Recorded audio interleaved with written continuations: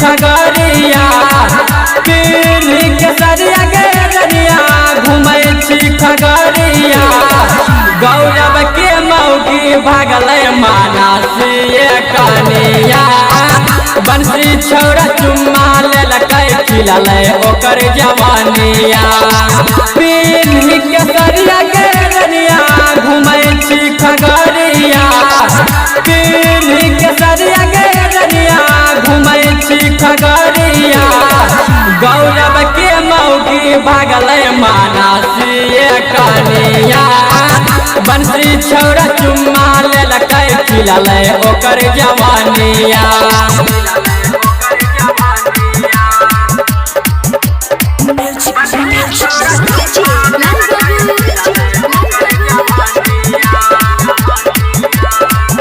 घूमल जाई मानस बजरिया छौड़ा सबके चलबै तीरछी नजरिया घूमल जाई मानस बजरिया छौड़ा सबके चलबै तीरछी नजरिया पीढ़ी के सरिया गे रनिया घूमै छी खगड़िया पीढ़ी के सरिया गे रनिया घूमै छी खगड़िया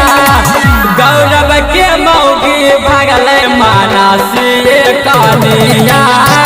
बंसी छौड़ा चुम्मा लेलकै खिलल ओकर जवानिया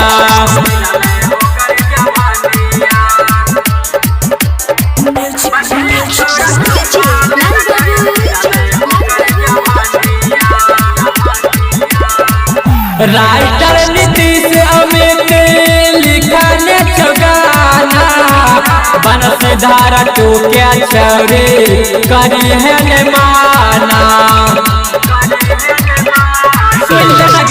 राइटर नीतीश अमित लिखने गाना बनसीधारा तू क्या छौरी करी है ने माना पीढ़ी के सरिया गे रनिया घूमै छी खगड़िया पीढ़ी के सरिया गे रनिया घूमै छी खगड़िया गौरव के मौगी भागल मानसिए कनिया